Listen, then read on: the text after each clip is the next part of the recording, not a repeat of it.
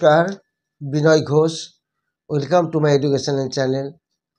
আজকে এখনও গলাটা পুরোপুরি কমপ্লিটলি ঠিক হয়নি, একটু মাফ করবেন। যাই হোক, আজকে আমরা যেটা দেখতে পাচ্ছি, European indices FTSE, DAX, Euro Stoxx এই তিনটি কিন্তু প্লাসে চলছে। আমেরিকান ইন্ডিসেস এই তিনটি কিন্তু মাইনাসে চলছে, S&P, ডাউ জোন্স আর ন্যাসড্যাক। এছাড়া যদি আমরা ওয়ার্ল্ড ইন্ডিসেসগুলো দেখে নিই, সেই ওয়ার্ল্ড ইন্ডিসেসের মধ্যে এফটিএসি প্রত্যেকটি কিন্তু প্লাসে চলছে ওয়ার্ল্ড ইন্ডিসেস। তার আগে দেখুন, হ্যাংসেং প্লাসে চলছে 61 পয়েন্ট, S&P SSX 14 পয়েন্ট প্লাসে চলছে। নিফটি তো আজকে আমাদের 143 পয়েন্ট মাইনাসে বন্ধ হয়েছে। এরপর যদি আমরা ওয়ার্ল্ড ইন্ডিসেসটা একটু ওভারঅল গ্লোবাল মার্কেটটা দেখি, সেখান থেকে দেখতে পাচ্ছি FTSE 41 point plus, DAX 166 point plus, S&P 500 18 point plus, Dow Jones 63 point plus, Nikkei 127 point plus. তো আমরা ওভারঅল যে মার্কেটটা দেখতে পাচ্ছি, ওভারঅল মার্কেটে দেখা যাচ্ছে যে ম্যাক্সিমাম সব প্লাসে আছে, আর অনেক কিছু কম আছে, সেগুলো অনেকটাই কম। এবার আমরা যদি গ্লোবাল মার্কেট বাদ দিয়ে আমরা এখন কিছু জিনিস আমরা আলোচনা করব, যেটা আমাদের জরুরি, যে মার্কেট যখন ওভারবটে থাকে, মার্কেট যখন হাই ভ্যালুতে থাকে, তখন আমরা আমাদের পোর্টফোলিওকে কিভাবে প্রোটেকশন দেব এবং কিভাবে সেভ করব, এরকম কিছু স্ট্র্যাটেজি আপনাদের সঙ্গে আমি শেয়ার করব।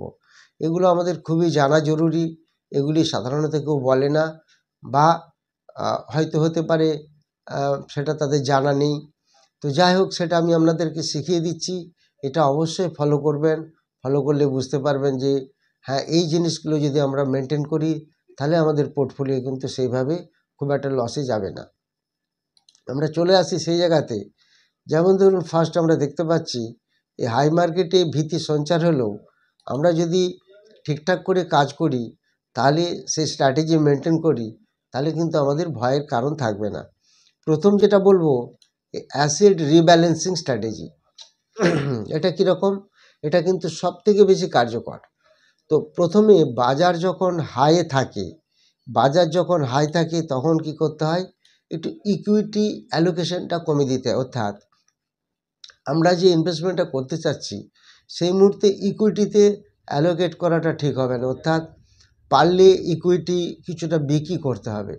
তাহলে সেই টাকায় কি করব, এই ডেট ফান্ড, লিকুইড ফান্ড এবং গোল্ড ফান্ডে 20% টাকা আমরা শিফট করে দেব। যেমন গোল্ড এবং সিলভার, বা লিকুইড ফান্ড এবং ডেট ফান্ড, যেখানে আমার রিটার্নটা এই মুহূর্তে ভালো হবে, সেই জায়গাটা। যেহেতু ইকুইটি এখন অত রিটার্ন দেবে না, সেই জন্য কিছু টাকা আমরা এইগুলিতে আমরা একটু শিফট করে নিতে পারি। তো এর ফলে কি হবে, মার্কেট কারেকশানে বড় ঝুঁকির সম্ভাবনাটা কমে যাবে। একই সাথে পোর্টফোলিও আরও স্টেবিল থাকবে। এই জিনিসটা আমরা বুঝতে পারছি। 2 নম্বর যদি আমরা দেখি, 2 নম্বর পয়েন্ট, এসআইপি কখনো আমরা পজ করব না, অর্থাৎ এসআইপি কখনো বন্ধ করব না। এসআইপিও কন্টিনিউ রাখবো এবং লামসাম অ্যাভয়েড করব। একসাথে অনেক টাকা আমরা মিউচুয়াল ফান্ডে বা এসআইপিতে নিয়ে যাব না। অনেকে হাই মার্কেটে এসআইপি বন্ধ করে দেয়, এটা কিন্তু ভুল ধারণা। তার কারণ এসআইপি চললে তবে আপনার ভ্যালুয়েশনটা একটা অ্যাভারেজ হবে। এসআইপি কখনো বন্ধ করা উচিত নয়। তবে এসআইপিতে লামসাম ইনভেস্টমেন্ট এই মুহূর্তে করবেন না, যেহেতু মার্কেট হাই আছে। এরপর যে পয়েন্ট আমরা দেখব, that is stop loss based portfolio protection. এর মানে কি? Stop loss based portfolio protection হলো, যে স্টকগুলো আমরা হোল্ড করে রেখেছি, সেটা আমাদের একটু ভেবে নেওয়া উচিত যে এই স্টকটা যদি 10 to 20% নিচে চলে যায়, তাহলে আমি বেরিয়ে চলে আসব। তখন প্রয়োজন হলে লসেই বের হতে হবে। কেমন? তাহলে ট্রেডিং হোক বা পজিশনাল হোক, তখন আমরা কি করব, প্রতিটি হোল্ড করা স্টক একটা স্টপ লস মেনটেন করব। এটা তো ডেলি স্টপ লস নয়, এটা তো ইন্ট্রাডে নয়, আমরা এটা ইনভেস্টিং স্টক, সেটাকেও কিন্তু কিছুটা আমাদের স্টপ লস মেনটেন করতে হবে। 8 to 12% ট্রেলিং স্টপ লস রাখতে হবে, স্টপ লসটা রাখলে কী হবে, বিগ ফল থেকে আমরা বেঁচে যাব। তাহলে এটাও মনে রাখবেন, ইনভেস্ট করছি মানে সারা জীবনের জন্য নয়, মার্কেট ক্র্যাশ হতে পারে, যাই হোক না কেন আমার পোর্টফোলিওকে সেভ রাখতে গেলে আমাকে এই জিনিসগুলো একটু ভেবে নিতে হবে। তারপর দেখুন, আমরা সেক্টর রোটেশন স্ট্র্যাটেজি, কিছুটা আমাদের সেক্টর রোটেশন হয়তো দেখা গেল এক একটা সেক্টর এক একটা সময় ভালো কাজ করে, কিন্তু অনেক সময় সেই সেক্টরটা ভালো কাজ করছে না, তাহলে সেক্টরকে আমাকে কনভার্ট করতে হবে। যেমন এখন ব্যাংকিং স্টক ভালো পারফর্ম করছে বা করবে, এফএমসিজি দীর্ঘদিন পড়েছিল, এশিয়ান পেন্টস দেখেছেন কোথায় টেনে নিয়ে চলে গেছে, হিন্দুস্তান ইউনিলিভারও আস্তে আস্তে বাড়ছে, ফার্মা স্টক, ইউটিলিটি স্টক, এই স্টকগুলোর উপরে আমরা নজর দেবো। অর্থাৎ সেক্টরগুলোতে সাধারণত এইসব সেক্টরগুলো সাধারণত ক্র্যাশ কম হয়, সেটা আমাদের খেয়াল রাখতে হবে, বিশেষ করে এফএমসিজিতে। এরপরে যদি আমরা দেখে নিই, নেক্সট যে পয়েন্টটা আমরা দেখব সেটা দেখুন, high valuation stock. High valuation stock যেগুলো থাকে সেগুলো আমাদের পার্সিয়ালি প্রফিট বুক করা উচিত অবশ্যই। সেগুলোতে প্রফিট বুক করে আমাদের কি করতে হবে সেগুলো বলে দিচ্ছি। হাই ভ্যালুয়েশন স্টক বলতে কি করে বুঝবো, পিই যার খুব বেশি হয়ে আছে, স্টক তার 3-4 গুণ বেড়ে গেছে, সেক্টর ওভাররেট হয়ে গেছে, সেগুলোকে আমরা আস্তে আস্তে কি করব, বেশ কিছুটা পার্সিয়ালি সেল করে দেবো, যতটা সম্ভব পারা যায় প্রফিট বুক করে নেব। এই 20-30% পার্সিয়াল প্রফিট বুক আমরা এটাকে স্মার্ট ইনভেস্টমেন্ট করব। কীরকমভাবে সেটা পরেরগুলি থেকে আমরা বুঝতে পারবো। এবার যদি দেখি আমরা হেজিং স্ট্র্যাটেজি, এই হেজিং স্ট্র্যাটেজি দেখলে কি বুঝতে পারছি, এটা হচ্ছে হাই মার্কেটে হেজ করলে লস ড্রাস্টিক্যালি কমে যায়। এরকম আমি প্রচুর ভিডিও দিয়েছি, আপনারা নিশ্চয়ই দেখেছেন। এই হেজ করার ব্যাপারটা একটু বলে দিই। যেমন নিফটি পুট বাই করে রাখতে পারেন, কোভার্ট কল করতে পারেন, বা বিয়ার স্প্রেড করতে পারেন। এগুলো লং টার্ম পোর্টফোলিওকে প্রোটেকশন দেয়।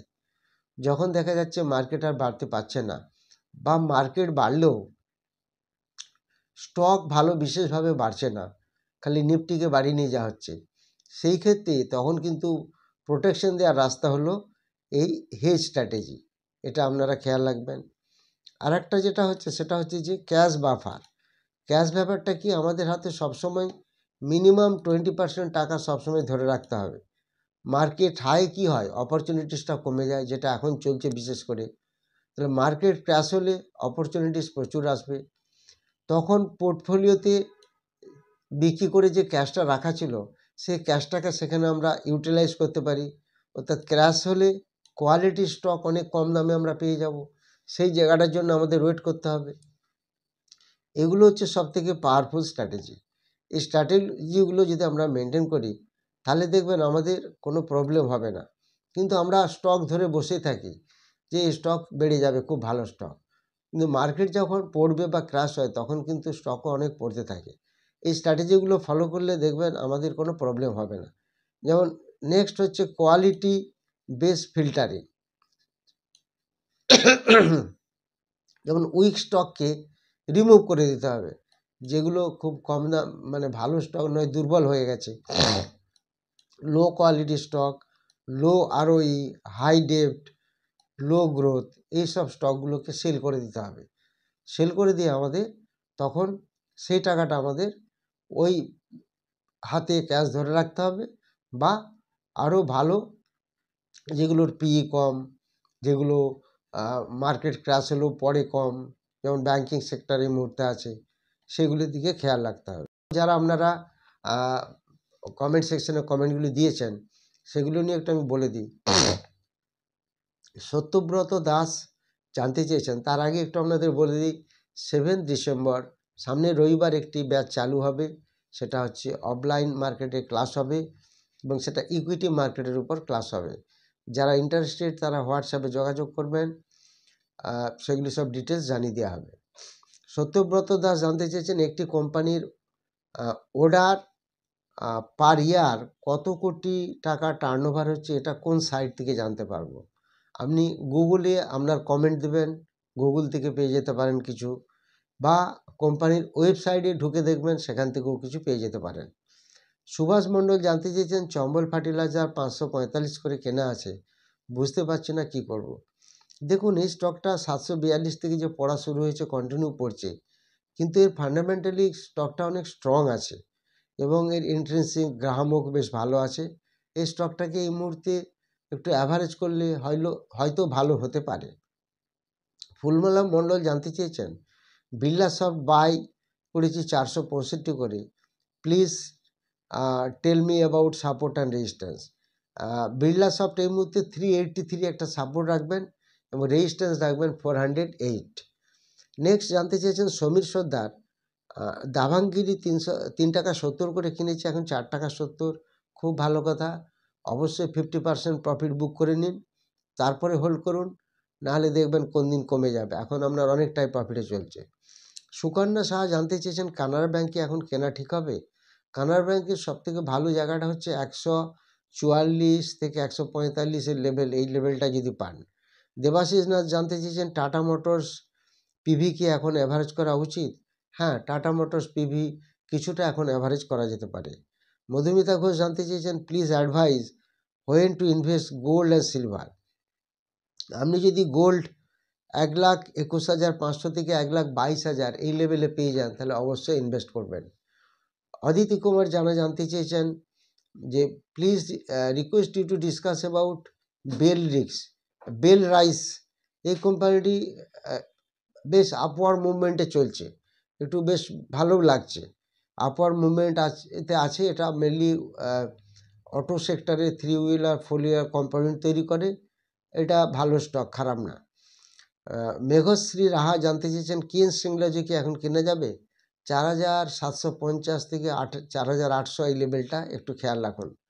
নিমাই সাদা জানতে চেয়েছেন ইলাইট কন ইন্টারন্যাশনাল এখন কি বাই করা আছে, বাই করা যাবে। সাবধান, এটা খেয়াল রাখবেন। এটা একটা কিন্তু পুরোপুরি এই স্টকটা ইলাইট কন ইন্টারন্যাশনাল, এটা পুরোপুরি একটা ফ্রিজ সার্কিটে চলে, এটা খেয়াল রাখবেন। সার্কিটের স্টক খুব ডেঞ্জারাস।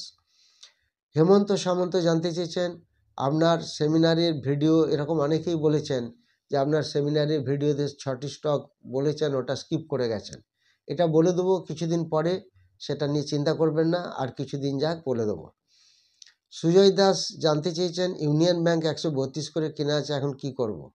এখন হোল্ড করুন, কোনো প্রবলেম নেই।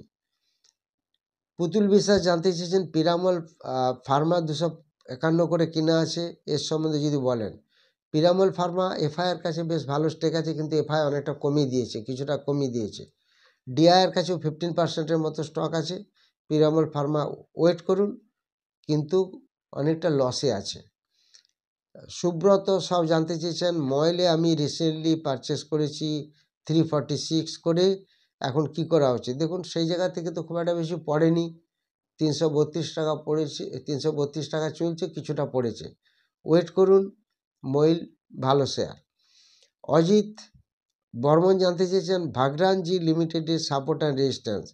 8 টাকা শেয়ারের সাপোর্ট আর রেজিস্ট্যান্স কী বলবো। এখানে যেটা আমি দেখতে পাচ্ছি চার্টে, এই ভাগরানজির সাপোর্ট 7 টাকা 88 পয়সা আর রেজিস্ট্যান্স 8 টাকা 75 পয়সা। আপনাদের মোটামুটি বেশিরভাগই কমেন্ট আমি বলে দিলাম, আপনারা আবার কমেন্ট দেবেন। বেশ ভালো ভালো কমেন্ট পেয়েছি, এরকম সুন্দর কমেন্ট দেবেন। প্রত্যেকে একটা করে কোশ্চেন করবেন, তাহলে ভালো হবে, কেমন। আপনারা কমেন্ট দিতে থাকুন। আর যারা 7th ডিসেম্বর ক্লাস করতে চান, তারা হোয়াটসঅ্যাপে যোগাযোগ করবেন। Thank you very much for watching my video. যারা ভিডিওটি নতুন দেখছেন, অবশ্যই সাবস্ক্রাইব, লাইক এবং শেয়ার করবেন।